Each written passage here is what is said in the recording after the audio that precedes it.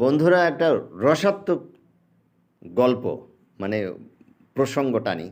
সেটা হচ্ছে কানা ছেলেটির নাম পদ্মলোচন। আমাদের বাংলায় একটা প্রবাদ আছে। কথাটা বললাম এই জন্য, খোদা বক্স চৌধুরী উনি একজন পুলিশ কর্মকর্তা ছিলেন, এখনও আছে। তো এই খোদা বক্স চৌধুরী উনি বাংলাদেশের যত বড় বড় অপরাধগুলো আছে সেই অপরাধের উনি গডফাদার। এই অপরাধীদের প্যাট্রোনাইজ করা হচ্ছে ওনার কাজ। তো ইনার নাম রাখছে খোদা বক্স চৌধুরী। মানে এই নামটা কেন এরকম ব্যঙ্গাত্মক নাম হলো আমার ব্রেনে ধরে না। উনি ওসি প্রদীপ দাস, যে অনেকগুলো খুনের আসামি, কারোর স্ত্রী খুবই সুন্দরী, তার স্বামীকে মেরে ফেলে দিয়ে ওসি প্রদীপ দাস তাকে নিয়ে এনজয় করেছে।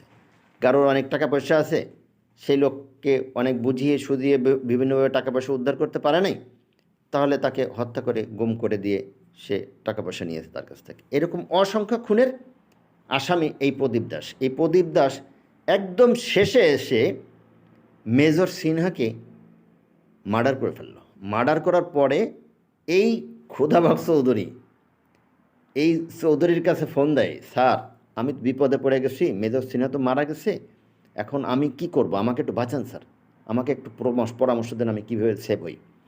তখন এই খোদাবাগ চৌধুরী তাকে আশ্বস্ত করে, তো ঠিক আছে আমি বিষয়টা দেখতেছি।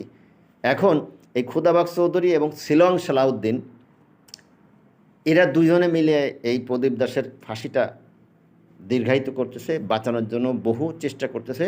দূতাবাস থেকে বিভিন্ন অ্যাঙ্গেল দিয়ে তারা চেষ্টা করতেছে এই প্রদীপ দাসের ফাঁসিটা কার্যকরী যাতে না হয়। কিছুদিন আগে উনি ডিবি প্রধান ছিল, একদম ভদ্রলোক, অত্যন্ত সৎ লোক, ওনাকে সরিয়ে ওনার মনোনীত একজন বসিয়েছে। সেটা বসিয়েছে কিভাবে? বর্তমান উপদেষ্টা পরিষদে ডক্টর ইউনূস স্যার 4 জন উপদেষ্টা নিয়েছে ওনার নিজের বাড়ির এলাকার লোকজন, নিজের আত্মীয় স্বজনের ভিতরে, নিজের পরিচিত পরিমণ্ডলের ভিতর থেকে। এই 4 জন উপদেষ্টা বাড়ি চিটাং। এই উপদেষ্টাদের মাধ্যমে এই খোদাবাগ চৌধুরী এই অপরাধগুলো করে যাচ্ছে। শরীফ ওসমান হাদিকে যে আওয়ামী লীগের যে গুন্ডা গুলি করছিল, এই গুন্ডা এখনও যায় নাই। এটাও এই খোদাবাগ চৌধুরী এবং শিলং সালাউদ্দিনরা বা ক্যান্টনমেন্টের এই সেনা প্রধান সাহেবরা হয়তো কোথাও সেফ নিরাপদে রেখেছে। তাকে কোনো একটা সুযোগ বুঝে সেফ এক্সিট দিয়ে ইন্ডিয়া পাঠিয়ে দিবে। তার নামে যে কুৎসা রটনা করা হয়েছে, সে ইন্ডিয়া পালিয়ে গেছে, আদৌ সে পালায়নি, সে এখনও আছে।